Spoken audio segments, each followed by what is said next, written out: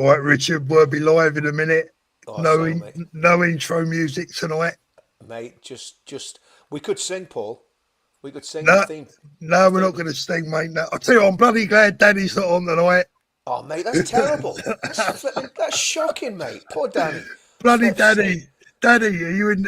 I wonder if Leave. he'll be in the chat, Danny. That's mate. Listen, that's terrible. Ah, there we go. There we go. Is Danny No on? Is he? intro. Yeah, I don't know. Danny, are you there, mate? Danny. If you are, you were meant to hear that. Yeah. If you're there, that was my fault, mate. I said Wound me up into that one, didn't you? I did. I said he hadn't got the balls to do it. Says Danny will hit you a big uppercut. Yeah, yeah, of course. I've got that coming tonight. Oh, Evening, yeah, the everyone. boxing match. When's the boxing match happening, Paul? When we see each other, mate, I ain't seen him for ages. It's bottled it, hasn't he? Yeah, that's what it is, mate.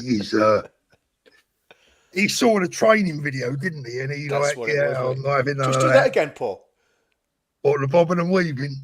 Nah. That was a bit like Keir Starmer on the punch bag there, Paul. Oh, mate. Good evening, everyone. Right, should we get into it, Richard? I mean, we got where Let's are do we? it, man. Let's do it. A very relaxed intro. 575 people watching already. Thank you Let's very go. much for joining us this afternoon. We got lots and lots and lots to talk about this evening. Before we get into the really meaty stuff, Richard, and we have got some meaty stuff to get into tonight. Just a quick one on Mike Graham being suspended from. I knew you were gonna talk I've got to about be honest with you. I think it's hilarious. it. It is. I mean, do you know what I think's hilarious? Listen, we don't know exactly what's happened, but we've got a pretty flipping good idea. This is okay. Let's say hypothetically that there's some old chubby hack that used to work for the Sun, and he's had a few sherbets on Friday night, yeah, and he's gone. Oh, I'm too late for my taxi. I'm gonna have to get a tube. He staggers down into Westminster Tube Station, and he jumps on a rattler, and he just sees it's full of people that he doesn't really want to be sitting with, and he starts tweeting, he starts photographing. Now, and then he wakes up the next morning. And he thinks, oh, shit. And he has that horrible sinking feeling in his stomach. Do you know the feeling I mean? You know, where you go, what did I do last night? Look. Something about being on a tube, and then he looks at his phone. It's what have I done? I've just how can I pull this back? I know what I'll do. I'll say someone stole my phone and hacked me. Hack me account. Yeah, look, Now, I've got to be honest with you. I want to say, Paul, I'm not saying that hypothetical chubby guy that used to work for the Sun is Mike Graham. I'm not saying that at all. It could be Calvin McKenzie. You know, I'm Yeah, just it saying could it's be not anyone, Mike. couldn't it? Yeah, It's not Mike yeah. Graham, mate. But I think that's a plausible scenario. I think it's far more plausible than Antifa hacking his phone to get rid of him out of Talk TV. Do you know what I mean? Yeah, I yeah, think yeah. his biggest problem, right? And I'm neutral on Mike Graham. I mean, he's been pretty dreadful to Tommy down through the years. I don't like him or dislike him. I think he can be quite funny. He's sharp. He's a pretty good journalist. But I think how he screwed himself is if he has lied about this and he wasn't hacked and he got drunk and had a bit of a faux pas on his phone, which he could have just, if he just got up the next morning and said, he could have even just done a video, made it really funny, say, sorry lads, I did something very, very stupid last night on my phone. I hope you all realise I didn't mean it. But no, I think he's been hung on his own petard. Well, I mean, I look at it this way. Mike Graham is one of those sort of blokes that I can enjoy watching. Right? I think he can be like, great sometimes. yeah, I enjoy watching him. But do I like him? No. And the reason I don't like him is because he's been an absolute arsehole with Tommy in the past. He's lied out of his teeth, right? And now he's got a bit of karma. He's obviously not very happy. So he's been accused of exactly what he's been accusing Tommy of for years, right? So, Mike, cry me a river. Yeah, exactly. And listen, put your big boy pants, start a YouTube channel. We'll let you on this. Would we let him on, Paul? Would we let him on? Only if he'd let me question him as to why he called Tommy a racist. Yeah, that'd be a good interview. That'd be a good So, interview. Mike, if you're watching this, brother, right, come on, give me a bell, and you can ask Peter Blexley for my number. Give me a buzz. Come onto this channel. You explain to me why Tommy Robinson's a racist, and yeah, that might go some way to. If we're gonna quiz him, we could waterboard him. I'm like that'd be a good show, wouldn't it? Waterboarding Mike Graham. Well, I'll tell you what, you're not going to starve them to death, are you? No, absolutely not. That'll take Absolutely about not. 2 years. Absolutely not. No, do you know? Do you remember years ago, Spitting Image, and they used to do the Sun Reporters. I Yeah, believe they were actually based on Mike Graham. You know, the Sun Reporters, little yeah, piggies. yeah, I yeah, yeah. believe they were based on Mike Graham. No, look, at the end of the day, I don't like to see people losing their job, but he's a hypocrite, right? And I don't like hypocrites. At the Well, end of the day, here's the thing, right? Here's my take on it, right? I think the way he spoke, and not just Mike Graham, Juliet Hartley um, Brewer, and others on thank you Talk very TV much. Yeah, yeah, yeah. have been not just attacking Tommy. Listen, me or you would not get on Talk TV. I got on once, and then they realised who I was, and they very quickly terminated the call. Right, that was after the Armistice Day thing. And I got on with that big camp fella from Belfast. Can't remember his name, but anyway, Yeah. So they wouldn't let us on, Paul. Right, so all these people, it's like Maya Two said, all these people on these channels like GB News, Talk TV, they won't have anything to do with the like of us. Just like Reform and Farage want anything to do with the like of us. They don't really want to rub shoulders Yeah, with the common people. Well, not people that have that are opinionated and actually have something to say, right? yeah. So they'll push us to one side. They're not going to talk to us. Now, having said that, two of my friends, well, my friend's wife and one of my friends were on with Kevin O'Sullivan tonight talking about Southampton, and they did great. And Kevin O'Sullivan was really really good with them as well. He was he But was you know sounding. why Kevin O'Sullivan's good? He's a Fulham supporter like me, mate. We're all good people. That's what it is. Don't even start me on full. But like you're right about Julie Hartley Brewer Yeah. and also the other one, Peter Cardwell, right? Yeah, They can Cardwell. That both was the one that I was on with. That was the one that I was on with, and he realised who they, it was, and he turned on me. they can both bugger off, right? Because Yeah. they're a couple of hypocrites, right? the thing the thing about Mike Graham is right. The way he's treated Tommy is absolutely reprehensible. Now, what I do object to, and he has said recently, he said some good stuff. He said about that guy that was making the big fuss up in Aston. He said, "Well, listen, if he wants to go and do anti-Semitic hatred and hate Jews, he can go back to Pakistan and do it." And I thought that was great. I thought that was a really Yeah. really good comment. And so he has said some good stuff, but again, it's reprehensible. These people are a massive problem on the right, Paul, because they are the ones that are dividing us, right? And you've got to ask why. Why will they not? I mean, to be honest with you, I never tried to get on Talk TV. I did it once, got on the show once, but I've never done it again. But why are they excluding Ben Habib? Why are they? I mean, what about Howard? Is Howard still on Talk? Does Howard still get on? Howard gets on now and Howard again, gets but on. look, Howard's different. they're owned by Farage, aren't they? Basically, that's the bottom line. Well, They're GB News is Farage's. GB News. Yeah, Yeah, GB News is. they're Farage fans, and look, I mean, I prefer the guys over at GB News. I mean, a number of them.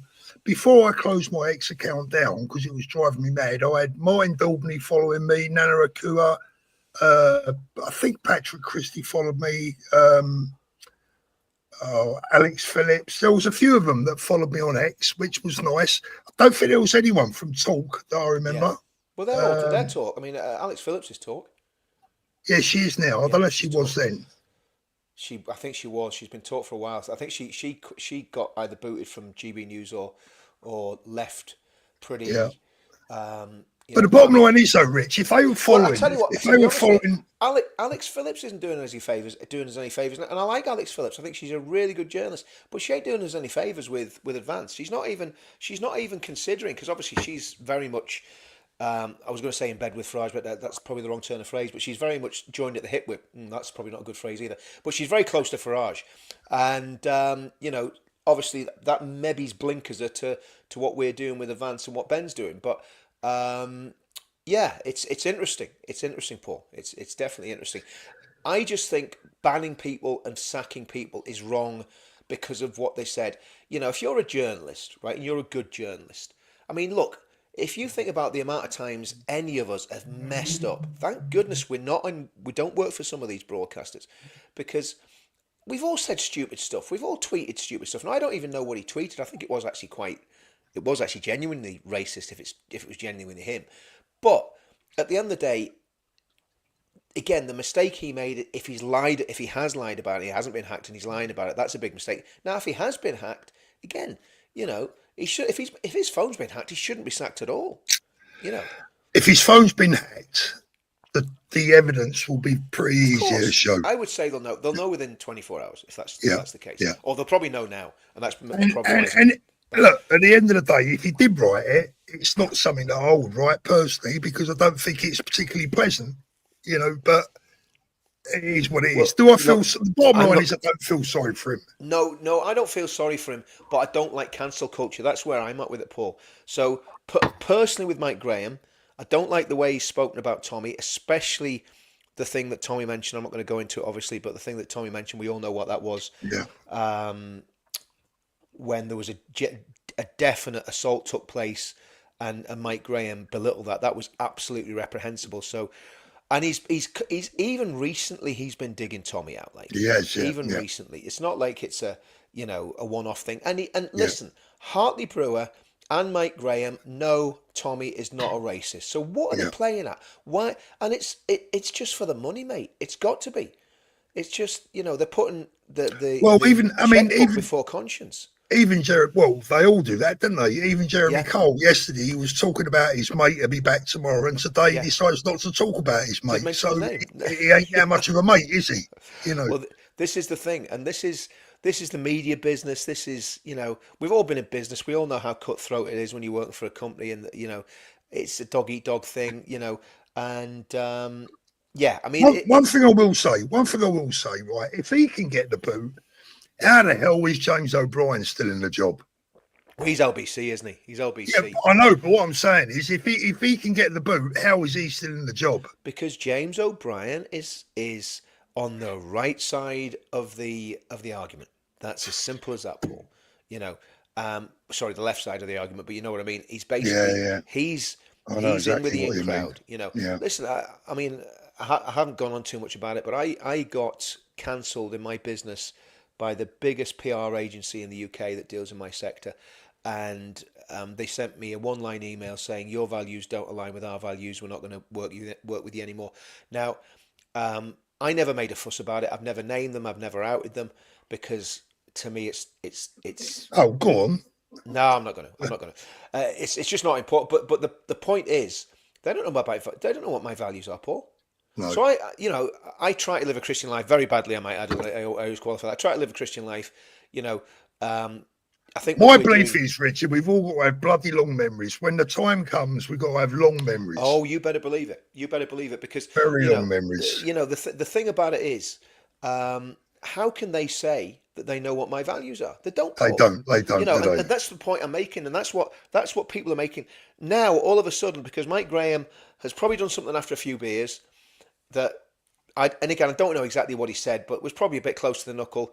He's probably a bit pissed up. Oh, look at this! It's full of whatever, and sent a tweet or something on Facebook, and he's regretted it, tried to change it, and now his world's imploded. And I just think it shows you the sort of society we're living in. But it's the thing for me, Richard. Right? If he did write what he wrote. What he's previously said about Tommy makes it even worse. Because you better believe it. Because that is showing hypocrisy of an entirely. Anyway, let's move on from Fat Boy. And bye, Mike. See you later, Mike. Ask Peter Blexley for my number. You can come on here. Do you know what? You know the way I'm starting my breakfast show tomorrow morning? Yeah. I was going to have you co-hosting. I'll maybe get MG on it. You might. I don't know if you pay enough, though, Richard. No, he's going to pay me. Oh, right, okay. Come on, Paul. Jackie, she's talking about the intro there. Paul, you're being very bitchy. Thank you, Jackie. 40 pence. Richard Inman's song, Where Are the Men of England? Don't talk to me about that one. 7 o'clock. 7 o'clock tomorrow morning, folks. The big launch. Let's get it to them. Go on, tell them, Richard. Well, listen, we've got to get it. I would love to have it either Christmas number one. This is crazy. Go on.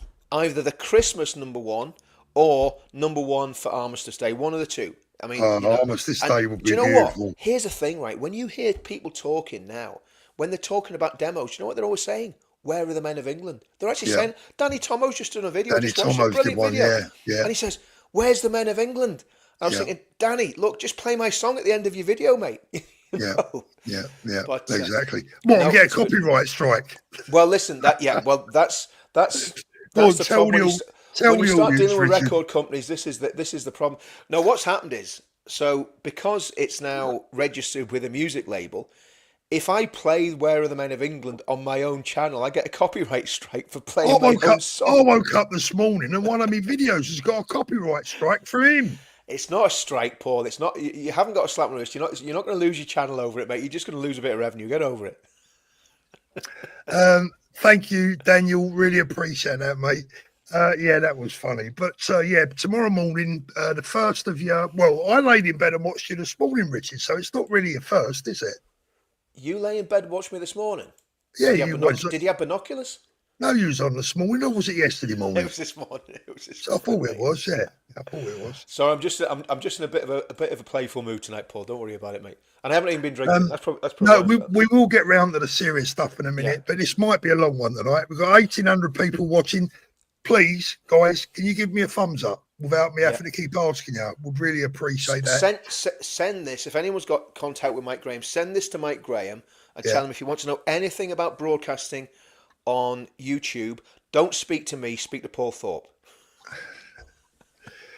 Mike, come on here, because I want to ask you why you told the world that Tommy's a racist. Come on, be a man and come on.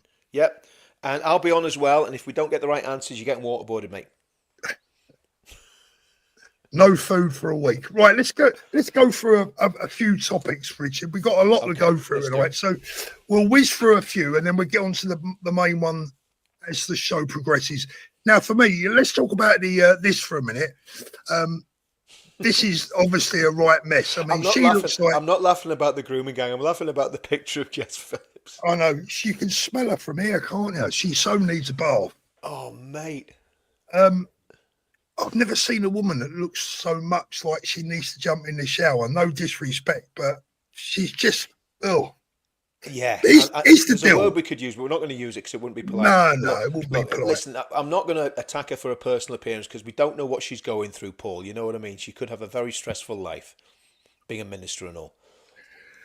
Well, I think she's losing the plot, mate, to be honest with you. Well, she's seen, I mean, I think now this is where it does get serious. And again, because I've spoken to not the girls that, well, I don't know if any of the girls that we spoke to are involved in this inquiry, but because I spoke to the girls that were in the first 3 episodes of ROB from Telford, I know what it takes to gain the trust of those young women, right, who have been through horrendous ordeals, and they're not victims, they're survivors, because they really are survivors, because a lot of them aren't there, a lot of them haven't made it, right?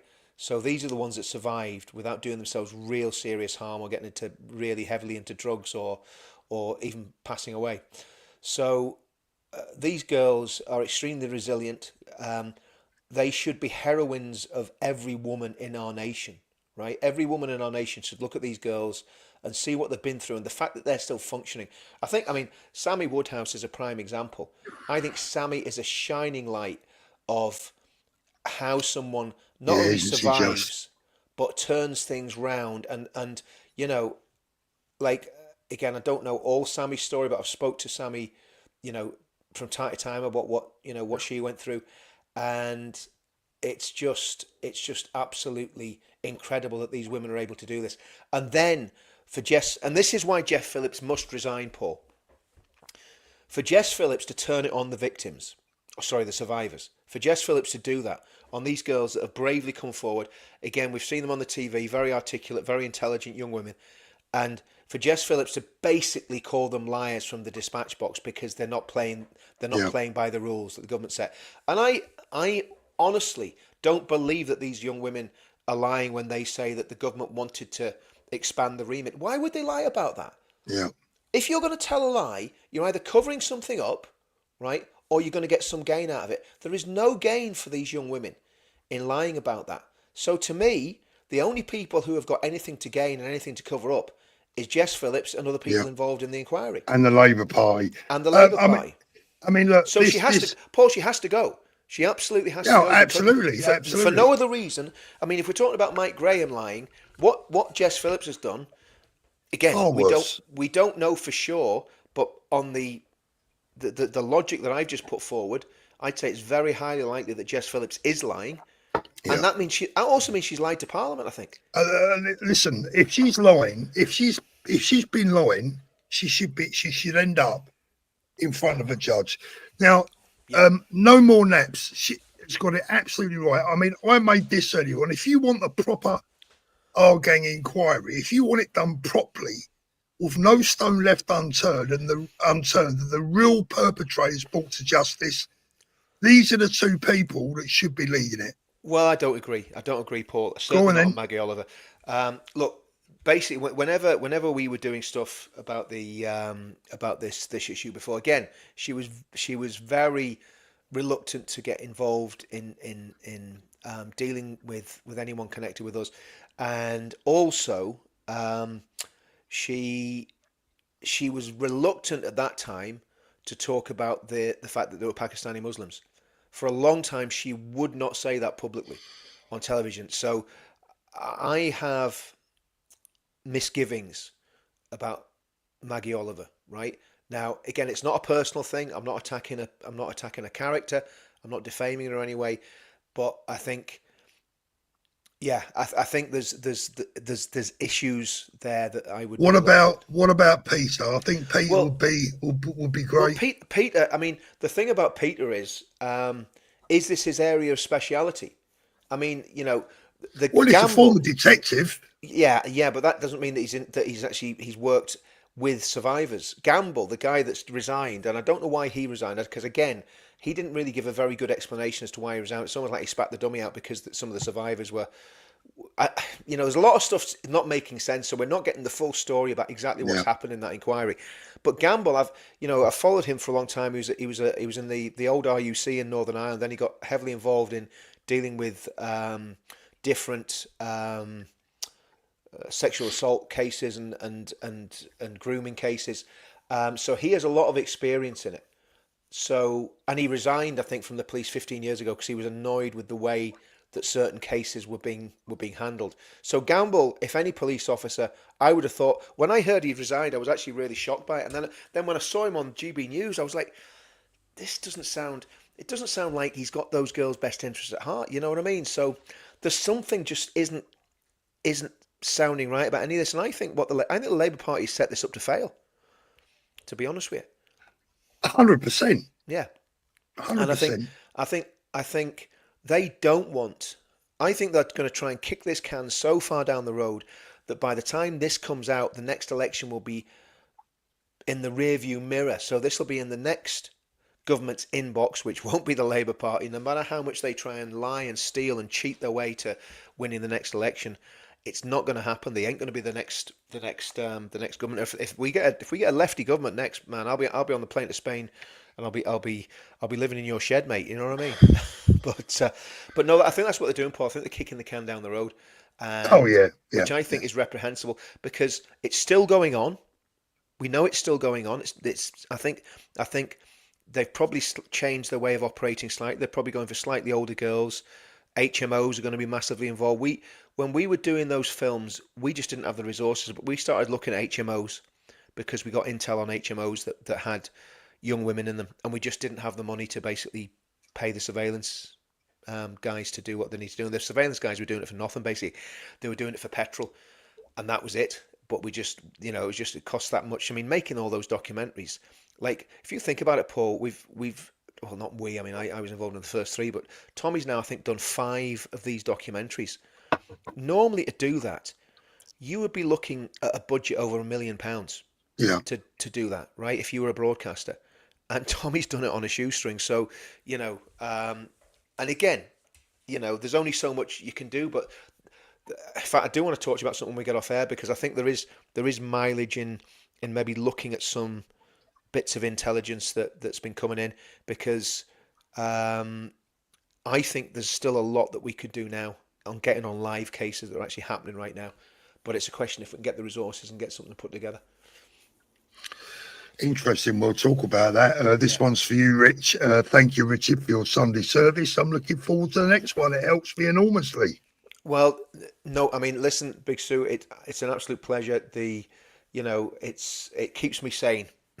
That's what I'm going to say. It keeps me sane because in this crazy world, we need something. We need something to trust in. We need someone to trust in. That's where I'm at with that. It's definitely made a big difference to me. Richard, you're a former serviceman. Yeah. This was in the news today. Your thoughts on this? Wow. Where do you want to start? My goodness. Paratrooper is cleared of double murder. Soldier F finally walks free, but more could be targeted by Labour's Northern Ireland witch hunt. Well, yeah. I mean, it should never have happened. They should never have gone to court. I mean, I was listening to that guy Nelson that does GB News. He's a lefty pundit, lefty journalist. Forget his first name. But Am I anyway, right, Richard? Am I right in saying that even if found guilty under the Good Friday Agreement, they wouldn't get prosecuted anyway? they wouldn't go to prison. No. I think they would. I think they would. I think they'd do a very short time in prison, but I think they would go to prison. That's the thing about it. And of course, then not just that, your reputation and everything is completely destroyed. But I think they would do some Yeah, time in prison. I think even people that are convicted end up doing a very short time in prison, even from the paramilitary groups, because even though a lot of these people got letters of comfort, but the ones that yeah, didn't get letters of comfort, there have been cases, I think, where people have done a short time in prison, but they could be people that committed crimes after the Good Friday right. Agreement. But Okay.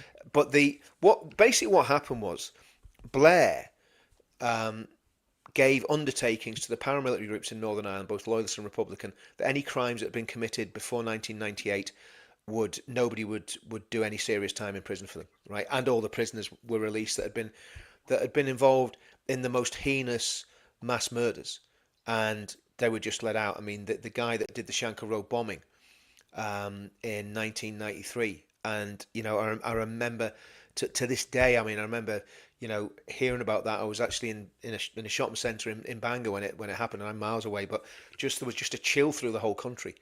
So people can't imagine the horror that was unleashed on Northern Ireland. That's why I'm so adamant about what we do. We have to do peacefully, and we have to make sure Yeah. that we don't go down the road of conflict. And again, I've got a few ideas about that. Well, we're going to Maybe come talk to about that tonight. later as well. Yeah, Yeah, go but on. this issue with Soldier F, he wasn't, as far as I know, and I could be wrong in this, but as far as I know, he was a special forces soldier after he was in the parachute regiment. So he didn't just have a career in the parachute regiment; he had a career in the SAS as well. Now I could be wrong on that. Fact, anyone who wants to fact check me, they can fact check me. But a very, very highly decorated Yeah, soldier, highly professional soldier. Now, what was alleged today by one of the commentators was that there was no rioting in Londonderry when that happened. That is just a lie. The footage clearly shows there was rioting in Londonderry when that happened. And the other thing is this, that the parachute regiment are trained to be extremely aggressive, right? More aggressive than normal infantry regiments. Normal infantry regiments could be pretty aggressive. So, they're the shock troops. And things have been getting worse and worse and worse up in Londonderry. There's no-go zones and all that sort of stuff. And the commanding officer of the parachute regiment basically, from what I can gather, more or less said, take the gloves off, right? Now, why are the soldiers? That lad was probably a private soldier or a corporal or a lance corporal at the time. So not a major, not a general, not a colonel, just a bloke on the ground, right? Who is in a situation where they've obviously been told to be aggressive, and the next thing you know, shots start getting fired. There was also talk at the time, and again, I haven't followed the actual the case very closely because it was way before yeah, my time, Paul. It was yeah, yeah, 1971. yeah. But there was also talk that Martin McGuinness was meant to have fired shots from a submachine gun on that day. Of course, Martin McGuinness was an agent of the state as well. So if you want to talk about the state killing people, Martin McGuinness himself was an agent and was killing people. So that's another story. So it's very convoluted. And the other thing is, Paul, when you're in a situation, and you know this, you've dealt with firearms, you're in a situation, if you're on a shooting range and a target pops up, you're going to shoot it, right? Now, in Northern Ireland, it was very, very murky. And I can give you a couple of instances. I was on patrol twice in Armagh, and once we got shot at, or we thought we got shot at, we went flying through a hedge line, got through the hedge line, there's a guy standing there with a weapon, right?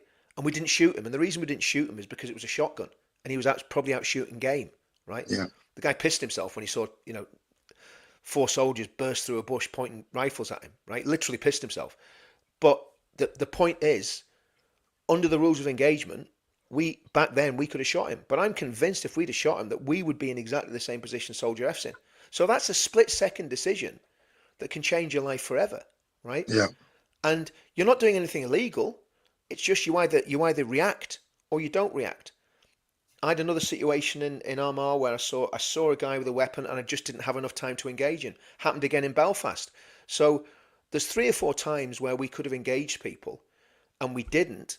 And if we had done, you can guarantee by the time we got to the body, the weapon would have gone, and you'd have been charged with murder, or you'd have been accused of murder, and then you'd have ended up in the same situation as Soldier F. So Dennis Hutchins was the last man to go through a trial in Belfast with these kangaroo courts, and he died in a prison hospital, in the Crumlin Road, the Mater Hospital on the Crumlin Road, of COVID, when he should have been with his family. You know, absolute disgusting. The man had cancer, and they dragged him backwards and forwards to Northern Ireland. And I think what's happened is the victims of these trouble shootings have been weaponized by Republicans and by the left and by sinister actors. And there's also a lot of money involved as well. Well, yeah, of course, for lawyers. I mean, the ambulance chasing lawyers, absolutely. There's shed load of money in it for them. But a lot of the victims and the survivors of the victims have been weaponized, and I don't blame them because they've lost a loved one. One of my friends that I worked with for many years, his brother was in the IRA, and his brother was shot by the British Army. Now he was very honest about it. He said, "Look, at the end of the day, it was a war, and he was in the IRA, they were the army, and they shot him, and that's it." He was very matter of fact about it. But on the day of his brother's funeral, the UVF set off a car bomb outside his house. Do you know what I mean? So that's how brutal the violence was at that time, and nobody can comprehend it, and nobody can comprehend what soldiers were going through when they were serving in Northern Ireland, because you were constantly, even in my day, and obviously I was, mid-80s. There was a lot happening, but it wasn't as bad as it was in the mid-70s. Of course, in the 90s, it wasn't as bad as it was in the 80s. But the point is, nobody, unless you've been in that position, can point the finger at that soldier and say that he committed murder. Yeah. Because I don't believe any of them went out there premeditatedly to kill someone. Somebody got killed because shots were fired, and when you shoot 7.62 high velocity rounds. Of course, their argument will be that they were unarmed citizens. Well, yeah. I mean, and I've got a friend who was in the parachute regiment at the time, and he says no, they weren't. He says there was people there that were armed, and he says the whole thing's been a stitch up. Now I don't know because I wasn't there, Paul, and that's why I'm not. I'm not going to say. And I was 10. Yeah, exactly, and I was 3. Yeah, I was 3. 33. I know, mate. I know, but yeah. So I think for the families of the soldier, it's a tragedy. For the families of the victims, the survivors of the victims' families, it's a tragedy.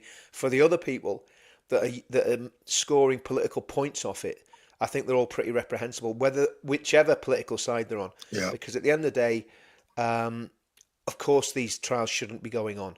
Yeah. But at the same time, there's got to be compassion for the family. I mean, to be honest, I think it cost 200 million to do the Savile inquiry, right? 200 million pounds. Yeah. And what I said at the time when the Savile inquiry was going, I said, tell you what, how many survivors are there? What was it, 13 people? Was it 13 people killed? 13 people shot or 13 people killed? However many it was killed. Okay, 200 million. Tell you what, give them 5 million each. And say, there you go, we apologise and there's 5 million quid. Wouldn't that solve the problem?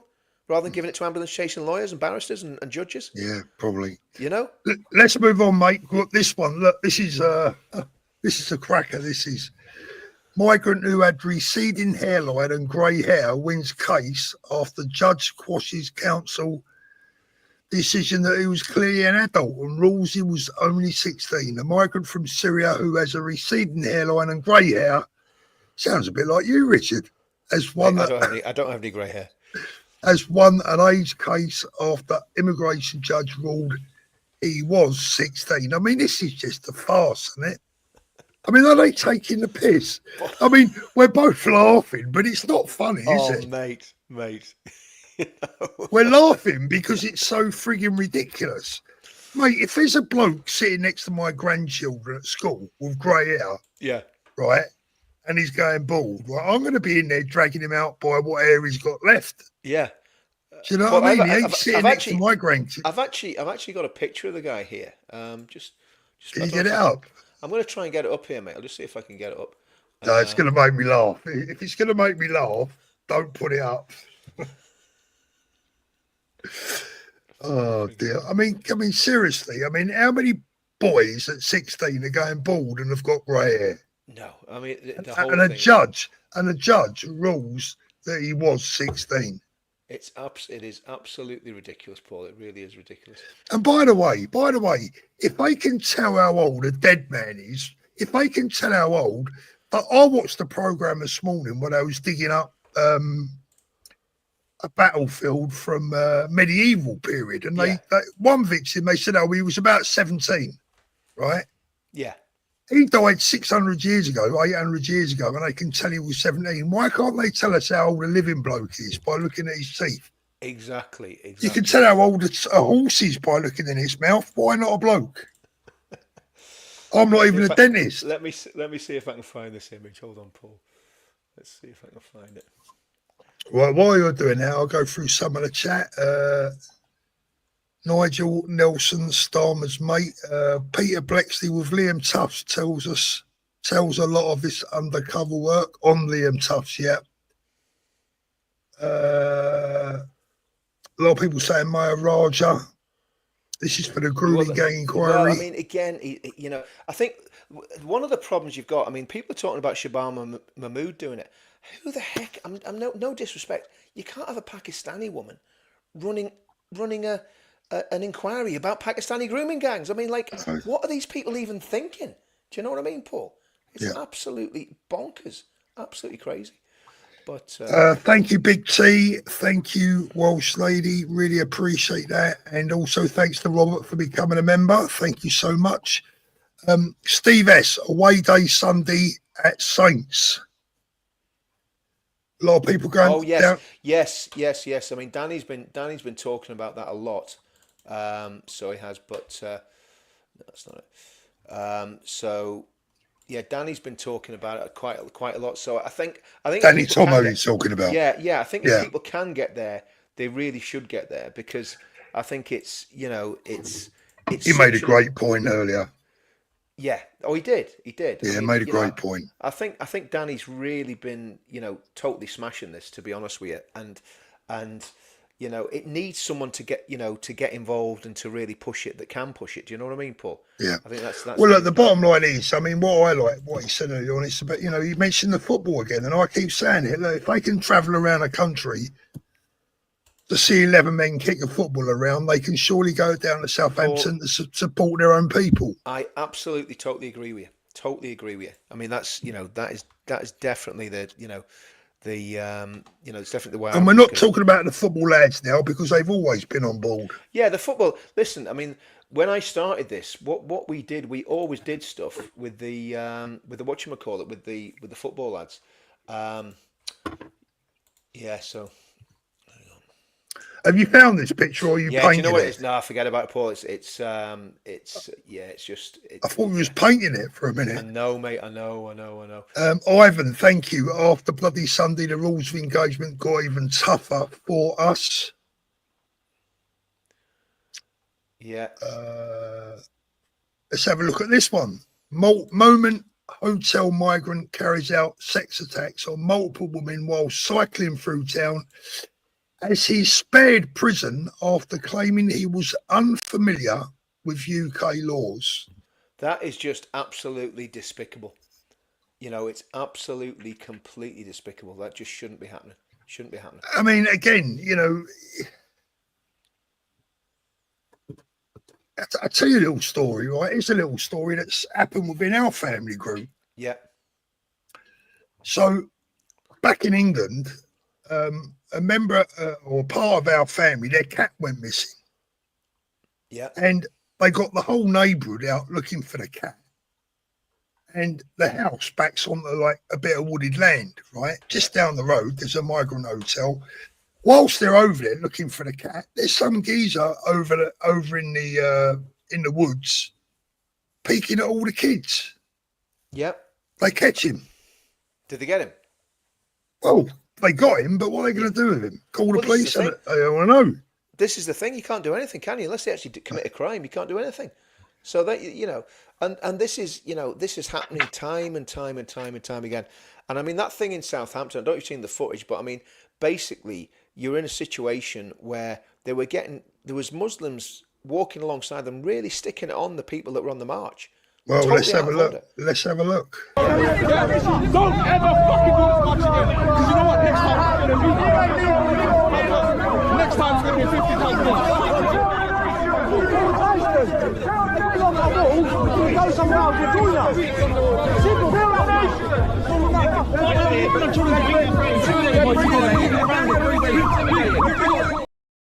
Don't ever come here again. Next time there'll be 50,000 of us. Well, yeah, that's what they're saying. But let's see. Let's see what happens on Sunday. I mean, I think there's going to be a good turnout on Sunday. So people really need to get there. I mean, again, obviously I can't get there, but people that are in that part of England, everyone. If I was living in that part of England, I'd be there without a shadow of a doubt. If that had happened over here, I'd be there. And, I mean, with all this going on, with our kids being threatened, with the 16-year-old, and the migrant that's not going to jail because he didn't know the rules, and then you got to put up with this bullshit. I'm so sorry that we're meeting in these circumstances, because that was a horrific attack that will have impacted every single member of the community. We've just been talking to some of the family members and getting a sense firsthand of the personal impact. I'm really pleased today that we are announcing a further £10 million to support our mosques on top of the support we've already put in. I'm pleased to say that. I'm sad to say it as well, in a sense, because I wish we didn't need to put in more security. We shouldn't need to have security in places of worship, and it's sad that we do, but that just reflects the responsibility on me, on the Home Secretary, to do everything we can to tackle hate crime. What do you know where he was talking about here, Richard? I've got a funny feeling. No, I think he was talking. Maybe he was talking about what happened in Sheffield with Harvey Wilgoose. Maybe he was talking about that, Paul, an attack. No, I don't think. Yeah, no, I don't think he was, Richard. Maybe the synagogue attack. Yeah, no, yeah. I mean, do you know what? I'm not sure, so don't quote me on this, but I think he's talking about the attack on the mosque in Peacehaven, where I used to live. No, he is, Paul. I was being funny. I mean, he is talking about. Oh, I know that, Richard. Yeah. I know, yeah. But what I'm saying is, if he was, he is talking about that.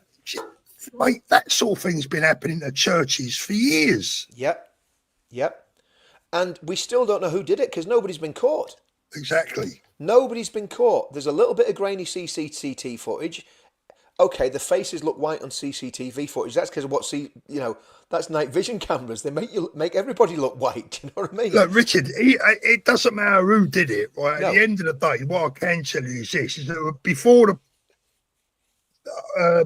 the night was out, there was a massive fundraiser being put up, and now they're chucking in 10 million quid. I mean, let me tell you now, if it's going towards that mosque in Peacehaven. Yeah. That mosque in Peacehaven, let me tell you now, because I've been outside myself within about 50 feet of it, is not even the size of a one-bedroom house. Yeah. So with 10 million quid, you could build about 50 of them. Yeah. Or it could be that other mosque somewhere in Northamptonshire that was attacked the same weekend, and the guy that did it was a Muslim. I mean, it is, and he was standing there with Banana Mahmood, and and all the women were all hijabbed up. I was surprised. Normally they don't let the women stand next to the men in the mosque. So I was surprised. Well, they probably good for a bit of PR, isn't it? This is the whole thing, But it's crazy, Paul. And look, what about the 50 billion black hole? 10 million quid. There we go. Loose change. That's nothing to me. I'm the Prime Minister. Take 10 million quid. It's not my money. There you go, lads. Don't worry about it. And let me tell you something. Peacehaven is a very working class area. There's plenty of families in Peacehaven that could do with a leg up. I'll tell you that. Yeah. Well, maybe they can go to the mosque for the handout now. Yeah. Do you know what's happening, Paul? We're paying the jizya tax.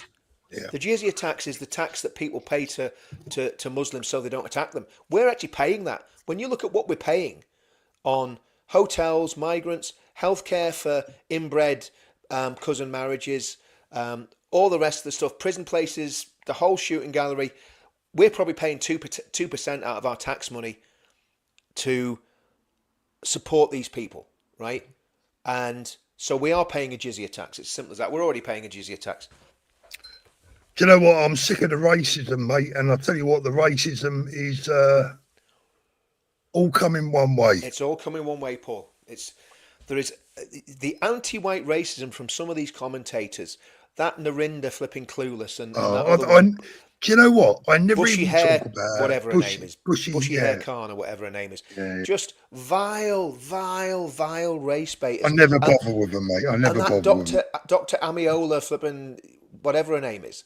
They're just disgusting people. They're absolutely and don't mention Kahini. They're racist. They are racist. They are anti-white racist. They're absolute bigots. Racist. Absolute bigots.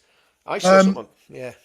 Let's have a look at this. I clocked this video the other day, and it was another annoying one. I think this is from last weekend or maybe the weekend before. Let's have a little look at this.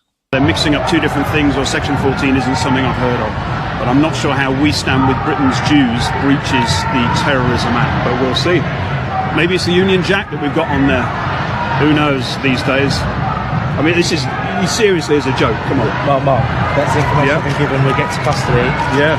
We'll get you processed, and someone will be able to explain to you. Oh, wow. I'm really grateful. This isn't like a train running late, right? You're about to lock me up for hours, yeah? For nothing. You're not telling me that my train is late, so don't say, and then somebody will be able to explain it to you. Mark, I understand. And also, you said earlier you're going to wait until the march has passed before you get a van. So we're going to stand here for nearly 2 hours. You're just wasting my time for standing there with a placard that said, "We stand with Britain's Jews." Right? That's seriously what you've done. That's seriously what you're all doing, right? I'm not saying that. I'm saying you've been seen with a sign. No, you're saying that I was breaching the peace. Forget the sign. Even before that, you said I was breaching the peace for standing with a sign that says "We stand with Britain's Jews." Right, with in the middle a Manchester B signifying the murder of 2 people in a synagogue this week, and you're saying I'm breaching the peace and potentially a terrorist. It's a joke. It's a joke. Isn't it? Only following orders, I know. Have you seen that video, Richard? Yeah, I haven't seen that before. I knew that guy. I know who that guy is. He's a good guy, and it's incredible, isn't it? It's incredible. He's been arrested. He's not Jewish. He stands with the Jewish people because he's very disturbed about what's happening. He's kind of like a Schindler. I mean, he's basically standing with the Jewish people at cost to himself. But he's been arrested for standing with a sign saying "We stand with Britain's Jews," right? And then somebody on the other side is carrying a sign that says Manchester B. Yeah. And they get away with that. No, I think he say he had the Oh, sorry. Did he the impression I got was that the other side had a sign that said Manchester B, which meant Manchester 2. Oh no, I thought he had the Manchester B. But I mean, at the end of the day, Richard, what have we come to? It's absolutely. I mean, this is the what thing. Have we come to? This is why when you look at what's happened in the last week, we've had Aston, right? Yeah. That is absolutely disgusting, and it's gone away. Nobody's talking about it. Yeah. And the Tel Aviv football team, and I'm convinced they were put under pressure. I'm convinced that Starmer got in touch with the Israeli government, said, "Can you help us out with this?" And said, "Can you put pressure on the club to basically not give tickets to the supporters?" Or something's gone on, because that got Starmer straight off the hook, right? Got the police in Birmingham straight off the hook, and then that vile, disgusting MP. I'm not going to name him, but that vile, disgusting MP who we've got a picture of standing with the Telford grooming gangs, right? He basically starts virtue signaling and threatening to sue people that are calling him anti-Semite. That's why I'm not naming him, but everybody knows who I'm talking about. Absolutely disgusting. And I mean, Zara Sultana's been at it again in Parliament today, whining about. She's managed to turn this into Islamophobia. It's incredible. It's incredible, Paul. I mean, it is you absolutely couldn't make incredible. It up, could you? You could not make it up. And they do it with straight faces, Yeah. And honestly, these people are Islamists, right? And what we need to do, I've got a plan. I've got a plan of how we can deal with these people, and it's legal. Don't worry, it's nothing dodgy. But we can deal with them, and we can make it. Normal Muslims, my plan. Normal Muslims won't give two hoots about it, because normal Muslims, they're not keeping the food laws. They're just like us, right? But for the nutcase extremists, I've got a plan how we can actually rein them in and put them back in the box. When are you going to release that plan? Oh, I did it today on a video. Oh, so go and watch the video. Yeah, well, basically, yeah. But well, you can watch the video if you want. No, it's a lot. It's 18 minutes long, Paul.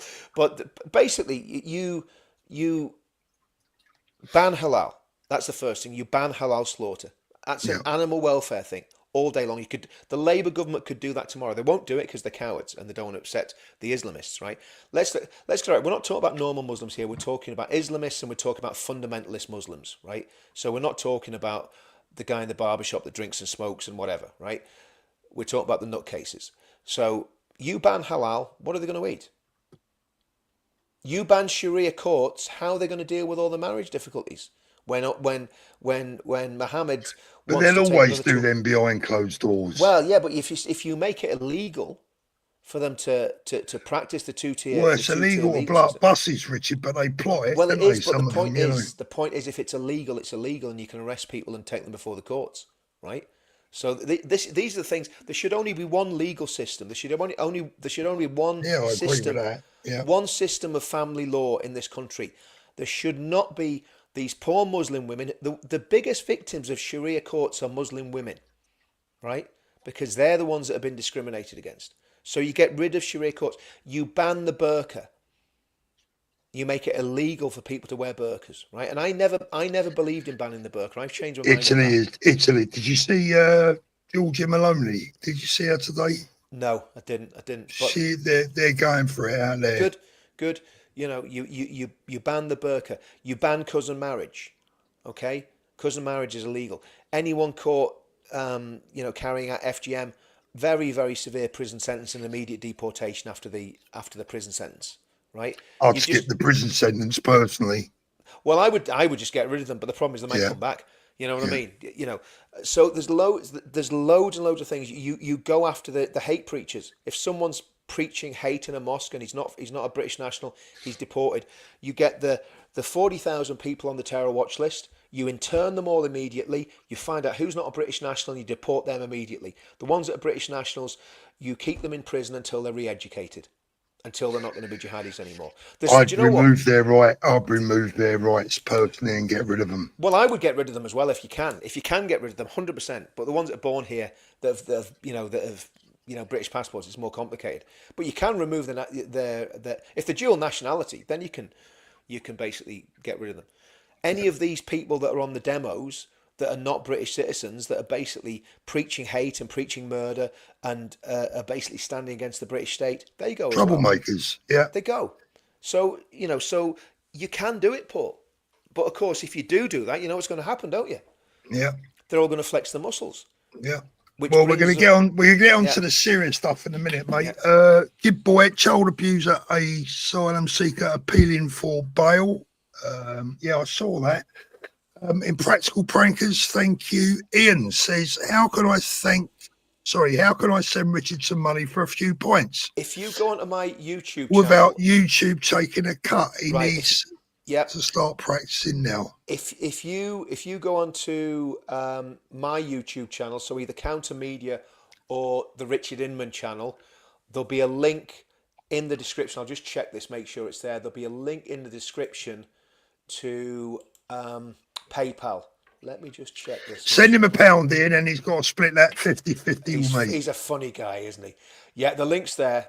So if you go into either Counter Media or the Richard Inman channel, Ian, there's a link in there. So if you're watching on one of my channels, just go down to the description. If you're not watching on one of my channels, the Counter Media one is just Google on YouTube, just type in Counter Media and you'll see it. Well, you better not be watching on your channel because you're supposed to be modding for me. Ian, get your priorities right, son.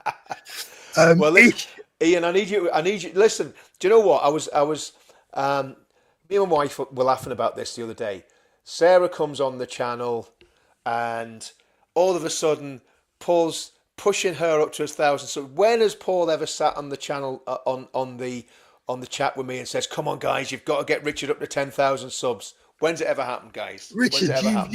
you've got more than 1,000 subs. I just wanted to get her to 1,000 subs. That's all. That was. Well, I want to a get to challenge. 100,000, mate. I want the little plaque. Anyway, she is better looking than you, Richard. Whatever. I mean, mind you, I've got a dog listen, sitting in there that's better looking than you. I'll have a shave next time I come on, Paul. It says, we are failing. We are failing unsafe schools, and the NHS get nothing. Absolutely, 10 million. I mean, it's not like a. It's only 10 million, Paul. It's only 10 million. It's only 10 million of our money. Don't worry about it. It's only 10 million. Crazy. It's absolutely insane. Nina, thank you so much as always. Please don't show scumbag Starmer again. I nearly smashed my computer. God bless you all. Keep us up the great work, both of you. Thank you very much, Nina. That Ice Kitty one up, Ice Kitty 400. Right. Where is that? 9:55 p.m. 9:55. Let's have a look. It's just gone up. But Rupert Lowe put a motion in against halal and kosher. Blimey, Rich, there's so many messages in here. I'm still scrolling and I'm still only at 10:21. I'll tell you what, I'll copy it and drop it into the chat. I might be there. Hold on a minute. I'll put it in the private chat, Paul, yeah. I've dropped it in the private chat. Okay, let's have a look. Can't even see that now, Richard. Mate, your eyes aren't that bad. So I'll read it out to you. Rupert Lowe put a motion in against halal and kosher meat. Not a single Reform MP supported him. Wow. Yet people still vote Reform. Advance UK all the way. Because I can tell you now, I'll eat my microphone if Advance don't put things like that into their policy documents, right? And if they don't, well, then I'll be asking them very serious questions. That's a good thing about not being a sort of, a spokesman or on the college. It means I can snipe from the sidelines if they don't do what I think's right. You know what I mean, Paul? I can get the old sniper rifle out and take a few pot shots. But isn't that amazing? So Reform, who are the great hope, everyone's really putting a lot of hope in Reform. They didn't even vote for that motion. That is absolutely scandalous. And well done, Rupert Lowe, by the way, for putting that forward. Got that? Yeah, thank you very much. But the thing about it is, Paul, right? The thing I'm talking about, that sort of stuff, Islamists are an absolute clear and present danger to our democracy. These people that are anti-Semitic, 100%. They're wanting to turn this country into a Sharia hellhole. They're very dangerous people. And what we've got to do is make it extremely uncomfortable for extremist Muslims and Islamists to live in this country. The Shohabs and the Lubnas and all those lovely people, you know, that are westernized and they're educated. No problem whatsoever. No problem. And I don't think they'd have a problem if we banned the burqa or said you can't eat halal meat anymore. They won't care. They'd be still eating the bacon butties like they always do. So it's the extremes, Paul. It's the extremists. We have got to make it so uncomfortable for them to be in this country that they will leave.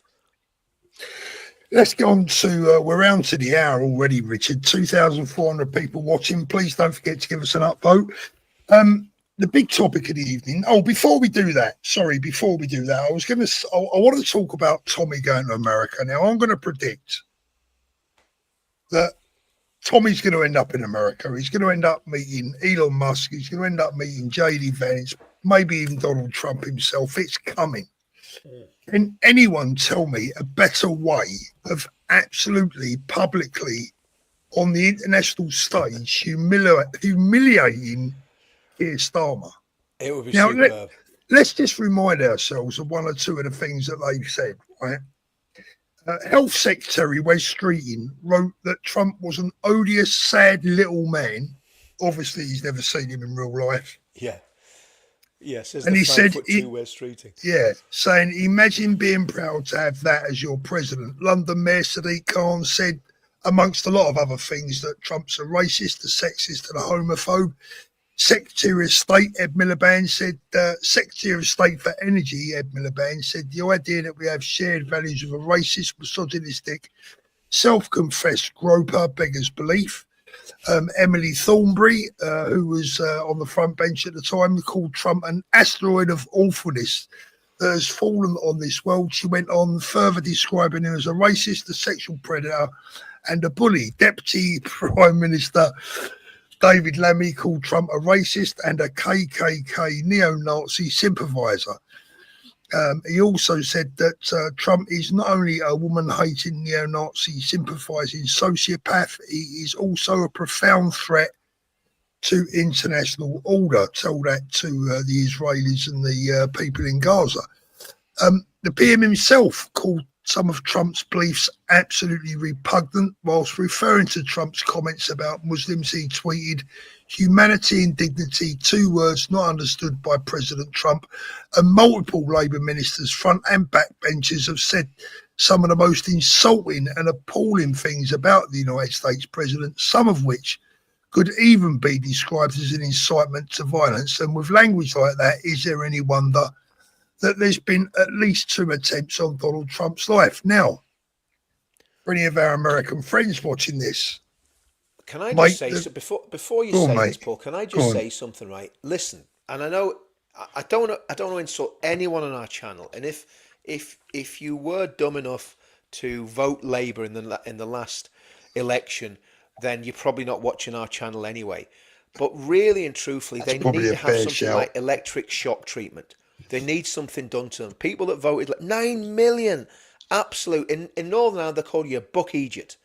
9 million buck Egypts voted for this disgusting, despicable, immoral, depraved, wicked, nasty, communist, socialist, totalitarian group of nutcases. And that's just their good points. That's the good points. So if you voted Labour, go and give your head a wobble. There's something wrong with you. Mate, there ain't any of them in this channel. Don't worry. I know, about but you never know. You never know. You never know. Banana Mahmood maybe has a little thing for you, Paul. You know what I mean? She's maybe sitting watching you every night, mate. She's a bit short for me, mate. Listen, I'm not saying you fancy her, mate. I'm just saying she might have a thing for you. You know, the silver fox and all that. All seriousness, right? Listen, to our American cousins, listen, we need to get Tommy out there in America. I believe it's going to happen. I'm going to confidently predict that it's going to happen after his excellent visit to Israel. But Donald Trump, JD Vance, Elon, get the guy out there and give the biggest middle finger that you could possibly give to Keir Starmer and his government. Not only would you be giving him the middle finger, you will have lubricated it with nails. Right? So please, America, bring Tommy out, make him a guest, show him the red carpet treatment. Oh, my, can you imagine the phone call? Welcome one of Britain's real leaders. Someone that represents the real people, not an embarrassment to the world, not an embarrassment for the people of the US to see people like Starmer. It's actually cringy. It's embarrassing. Get a real man out there. Can you imagine, Paul? Can you imagine the phone call between Donald Trump and Keir Starmer after that? I mean, listen, he's got it. Look, I think Donald Trump's up for a laugh, right? Oh, absolutely. And this would be worth it, wouldn't it? It would be absolutely superb. It would be world class. Absolutely world class. He's got to do it. Donald, if you do that, I'll tell you what, I'll come and clean your windows on Trump Tower for the rest of my life for free. Right? Honestly. But that is the way. Just for that, Donald, get Tommy out to the White House just to see Paul up on that, 110th floor of Trump Tower. I've been in there. I've been in Trump Towers. No, you might have been in it, but you haven't been outside it on not cleaning the windows. No. With a chamois leather and a bucket of water. No. But I'll tell you what. In all seriousness, right? In all seriousness, and I'm not joking now. I believe it's going to happen. I believe it will happen. There's no doubt. There's massive changes coming. Massive. There's no doubt about it. God, what are you laughing at now? I'm just glad Tommy's working for Mossad now. As long as he shares the love, you know what I mean. Oh, could you imagine a state visit, JD and Donald Trump inviting him to the White House? I just think it would be hilarious. I think it would be absolutely. I think Ben should be there with him. Oh yeah, absolutely. That'd be nice, wouldn't it? Absolutely, yeah, absolutely right. Absolutely. We'll have to see if we can try and make it happen. Let's see. We'll have to see. Jackie, thank you so much, Jackie. Did you see BB Audit's film in the waiting room in the hospital? Migrants waiting for an MRI scans to confirm they got TB. Yep. Sitting there with a lady recovering from cancer. Her husband was fuming. I actually played the clip yesterday. Yeah. And the driver of the van didn't even know. No. Didn't even know they had TB. Yeah. Northwest Patriot, thank you very much. Nina, thank you again. Paul, did you see the Muslim doctor arrested for insightful things against Jews? I did indeed see that. Yeah, she didn't. She weren't having none of it, was she? But it's about time. She's had a big mouth for a long time, that one. Well, here's the thing, Paul. I mean, you know, anti-Semitism is definitely a problem in the NHS among Muslim doctors. It's not the first time it's happened. Remember, there's that doctor and a nurse that got in trouble for it about 2 years ago. And imagine if you were Jewish and you had a serious health complaint, and you were living in London, where most Jews live, or Manchester, and you go into hospital, and Aisha comes to change your bed sheets, and you know the consultant is from Abu Dhabi. I mean, it's just not a good thing to happen, is it? No. You know, don't fill your confidence, does it? No. You know, you're just about to go for an op, and you know, Dr. Mohammed walks in with his syringe. You know, I mean, I'd be shitting myself, wouldn't you?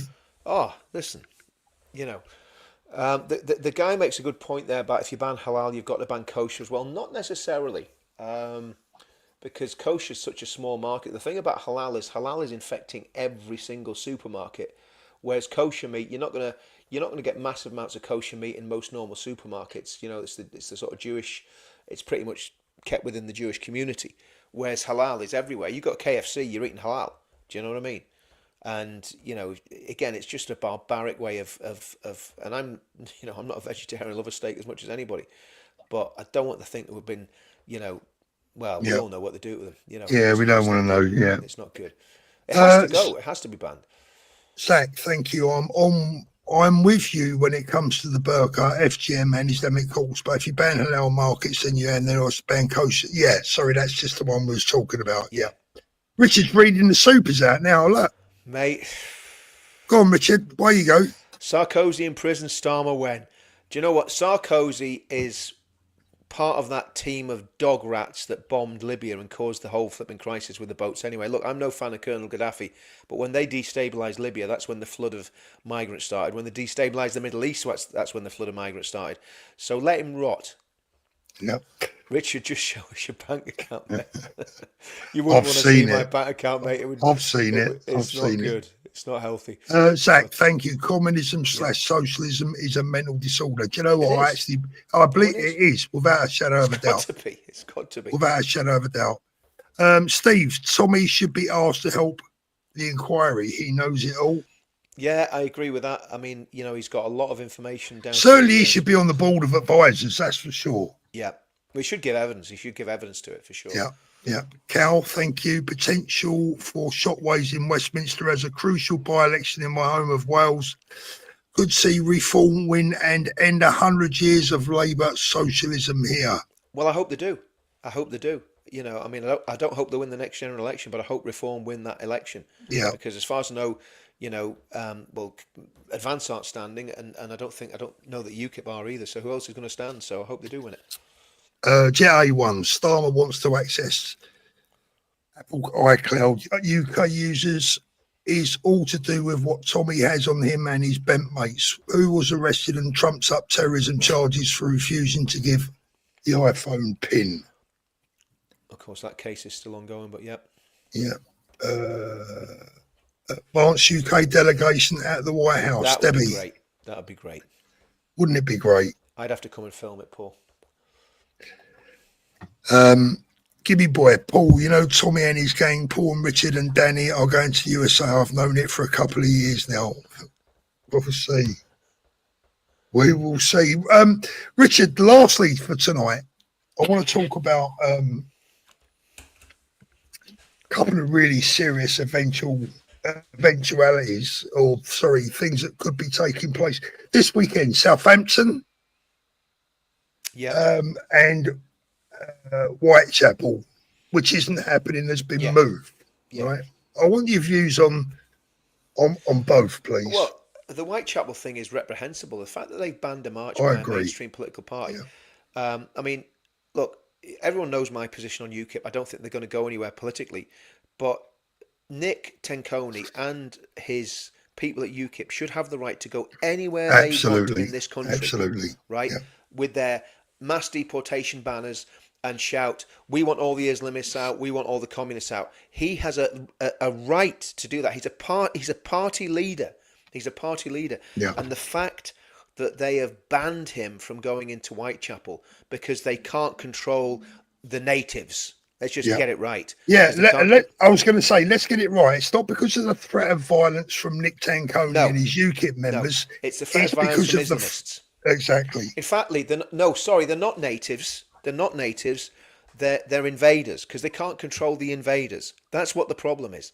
And I saw some vile racism from one of the people that was being interviewed in Whitechapel on GB News. And this guy was it was incredible the stuff he was saying to the reporter. "Oh, people like you have caused this." What do you mean people like me? People of your skin color. He even said it.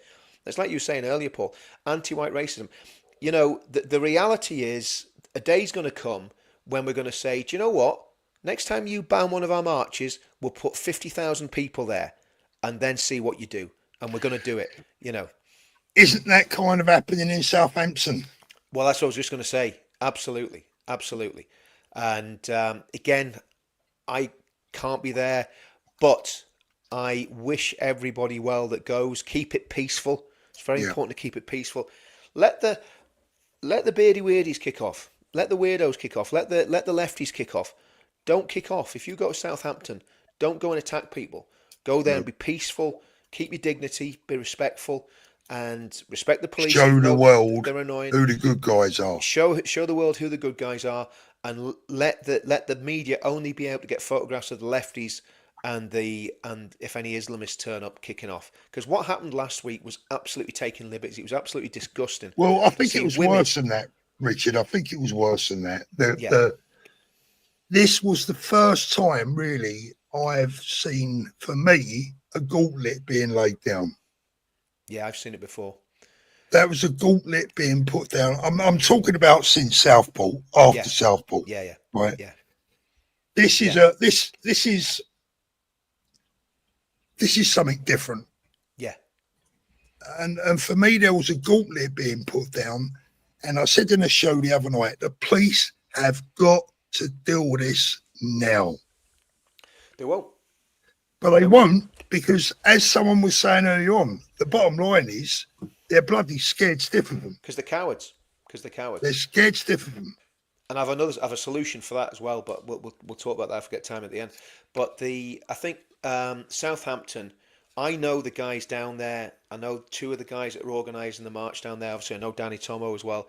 They're all good guys. And again, my advice would be keep everybody calm. Keep everybody calm. You know, this is not the time for war. You know, this is a time to do peaceful demonstrations, respectful demonstrations. You've got to pick your fights. But it is very important that mass numbers go down there and behave well and behave peacefully. No drink, no face coverings, usual pack drill. You know, do it right, do it the proper way. Get plenty of take your families down there. Don't be afraid of a few Islamists and lefties. Don't worry about them, and just go down there and do what needs to be done. And I've been in some very dodgy situations in the past 8 years, and I'm still alive. I'm still breathing, and I've never punched anyone in the whole time I've been doing it. So you don't have to get violent. You don't have to get aggressive. You can do it peacefully. This for me is a pivotal weekend coming up. Well, yeah, absolutely. It could go very badly wrong. And I hope that the police get this right. I'm going to predict this now, Richard, right, so that everyone knows it's on record. If the police get this wrong on Saturday and Sunday, we're going to have one hell of a problem. Yeah, absolutely. If they get it wrong, we got one hell of a problem. Absolutely. I mean, you know, we're only one stabbing away, one, you know, person getting knocked over, banging their head and dying away from things getting very, very unpleasant.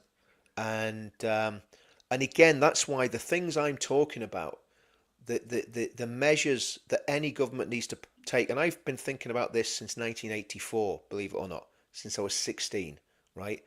And I really have. And the measures I'm talking about taking have to be taken if we're going to win this. You have to make this country very unpleasant for Islamists and Muslim extremists so that they don't stay. Well, for all extremists, Richard, all extremists. Well, here's the thing. Okay, let's just be straight about this, right? If there weren't Muslim extremists, there wouldn't be far right extremists. There'd be a few, but they'd be completely irrelevant. I was going to say there would be, because they pick on the Jews. Irrelevant, Paul. They'd be completely irrelevant. Yeah, they would. Yeah. You know, there's no traction there. No, the only traction is because of radical Islam and Islamists. That's the only reason there's traction. Yeah, no, I agree. Because of the grooming gangs, because of the terrorism, because of the appalling arrogance of these people. So, you know, and now's the time to stand up. And the other thing I would do, Paul, as well as I would pass as many laws as I could to make it very, very uncomfortable for Islamists to stay in this country, right? So it wouldn't. What other extremists do we have in the UK? Well, there aren't any. There's the far right, but they're negligible. There's the lefties, the lefty extremists. They're probably more difficult to deal with because the communists, the communists, because they're ingrained in the institutions. They're the ones that are facilitating this nonsense, this craziness. But if you can manage to totally alienate the extreme Islamists and the extreme Muslims, it's job done, because they will go. They will go. Why would they stay somewhere where it's not comfortable for them to stay? You know. So, and it's the same with the migrants. You put them, when a migrant comes here, if he gets a bed, bread and water, and a tent, you know, then he ain't going to stay. They're not going to come. It's not going to be Treasure Island anymore. And all of that's got to change. Do you know what I mean, Paul? And it has to change, or else we'll lose our country. And I think whatever the price is, whatever we have to do to make it change, we've got to make it change. And what I would do if Advance got power and I was in charge of something, which I'm not going to be, but this would be my advice to anyone that's in charge of defence or the Home Office, that you raise an army regiment called the Home Defence Regiment, and it's a proper army regiment. It's properly trained, properly funded, has all the army discipline that any other military regiment would do. It just does home service. 10 million would go some way to forming that, wouldn't it? Well, it would. It wouldn't make much of a dent, but I mean, I think it would cost about. Go some way. No, I'm talking about the 10 million that Starmer was spending earlier. No, I know. But you know, so if you did that and you had a properly trained regiment made up of ex-army veterans, ex-police veterans, got some of the young lads that are looking for purpose in their lives, got them trained and mentored, lads from all races and all backgrounds, got them in that unit, got them trained and mentored by former soldiers, former police officers. It would be a win-win for everybody, because it would de-radicalise people, and you know, this is and it would give something for people to be patriotic about. You know, you imagine if you had a regiment with about 30,000 part-time and full-time soldiers in it. You know, UDR at the height of the Troubles had about 20,000 full-time and part-time soldiers in it. You know, so it's doable because it's been done before. You just do it on a larger scale. You know, and what about this one on the screen, Richard? Oh, Dublin, my goodness, yeah. Well, I don't know what's happening tonight. I mean, Ezra is down there on what night is it? I'm losing track of time. Tuesday, Wednesday. What day is today? Tuesday, I think it was. Tuesday. Ezra got pepper sprayed. My goodness, you know. Again, I mean, the behaviour of the Gardaí looked a bit suspect, to say the least, didn't it? It's disgusting. Did you see the guy with the tricolour balaclava on, riding the horse? I didn't see that. No, it was like a cavalry charge. It was hilarious. These two lads came up on horse. I don't know what they were planning on doing, you know. And then they just turned around and left. But that's funny. The thing is, you know, the Irish are called the Fighting Irish for a reason. Do you know what I mean? You know, they love a good riot. Whether it's Northern Ireland or Dublin, they love a good riot. They love tearing stuff up, and the cops have just got to suck it up. To be honest with you, do you know what I mean? But that was naughty out there the other night, wasn't it? Well, listen, but then you've got to put it in context. A 10-year-old girl. I was going to say, yeah. I mean, unbelievable. You know what? By a 26-year-old migrant who had no right to be in the country. He'd been allegedly, yeah. He should have been deported. Yeah. So you know, so it's in Dublin. They can't sue us for breaking their flipping contempt laws. But I don't know. You're closer than I am. Nah, so they'll never get me. But but the point is, it's just they're just taking liberties, Paul, and it's just I'm just so sick of it. I'm almost bored of looking at it. We need solutions, and we need to put those solutions into play. And they Funny all you have to say go. that. Funny you say that. I think a lot of us are feeling that way. You know, we're bored of reading and listening about the bullshit. We want Yeah. some answers. We want some action, don't we? Well, I've got the answers, Paul. I know what to do. I know exactly what to do, and if people do it, it'll work. It's as simple as that. I know it'll work. Paul says, great to hear a balanced view from the Imam from Leicester in Tommy's video. Yeah, I kind of got, I go along. I mean, he was trying to be honest, but Tommy tied him up in knots, didn't he? I mean, literally tied him up in knots, but good boy, last seconds of civil war is ticking away. Oh, I hope not. I mean, that's why we've got to do what I'm talking about, Paul. That's the only way we can solve these problems. And it's not cruel. It's not, what it will do if people put the policies I'm talking about into being, right, into the next government. You're going to have a very good army regiment that'll be able to deal with any internal security stuff, not deal with it, but they'll be able to help the police massively. So the police won't have to be cowards anymore because they'll have some military muscle to back them up. The Islamists will not stay, and that means the normal Muslims, the ones that are our friends, that are good, decent people, will be able to stay safely among the British population without being afraid of far-right people attacking them, but also without being afraid of their own nutcases attacking them. I was going to say, I think most of them are more at risk of the nutters in their own community. Listen, when was the last time anyone supposedly far-right attacked anyone? Was that guy drove a vehicle into I think it was Finsbury Park Mosque. Do you remember? And that was I think after a suicide attack somewhere in London. I think it was after one of the attacks in I think it was 2017. So that's the last time anything happened. So this far right threat is just a complete mirage. It's just imaginary. Yeah, so it's like you say, it's a mirage. It's right. Okay, guys, we're gonna draw it in there. 1 minute. 1 hour 22 minutes tonight. Thank you so much for joining us. I've enjoyed it. Always a pleasure having you on, Richard. It's always good. It's always good, Paul. Before you go, Paul, 7 o'clock tomorrow morning. Get your beauty sleep. We're going to be on promoting my song. I have to put my alarm on. So, guys, we're not going to play it because Paul keeps getting strikes from it. And I'd even get a copyright strike on it. That's how crazy the copyright thing is. But anyway, it's my song and I can't even play it on my own channel without getting a strike. But that's why we've set it up to be downloaded.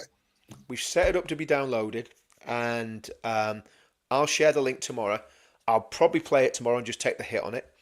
But, 7 o'clock is the big launch. It's the big day. Where are the men of England? And we want to get it to number 1 in the download chart. Good luck on that, Richard. By the way, I genuinely mean that. It is by far 50,000. I think it's 50,000. It is by far the best song out of all of them. It really is. I mean, it is. It honestly is. I mean, obviously it's the lyrics, and I wrote the lyrics, and I'm a genius when it comes to words, so it is superb. Modest as well. I'm massively modest. I'm very humble. Yeah. Ever so humble. Right, I'm going to play the exit, guys. Thank you so much. Don't play a tune. Don't play a tune. I'm not going to, Richard. I'm not going to. Calm down. Good night, just everyone. Talk to Danny again. Yeah. Oh, that was good without Danny tonight, wasn't it? Listen, do you know what, Paul? I was blinded. I thought not having Danny on it wouldn't be the same, mate. But see, I know. I don't think we need him, mate. I just don't think we need him. Never again. No, never again. So. No. Anyway, I'll see you in the morning, Richard. Yes, 7 o'clock. Bright-eyed and bushy-tailed. All the best, brother. See you there.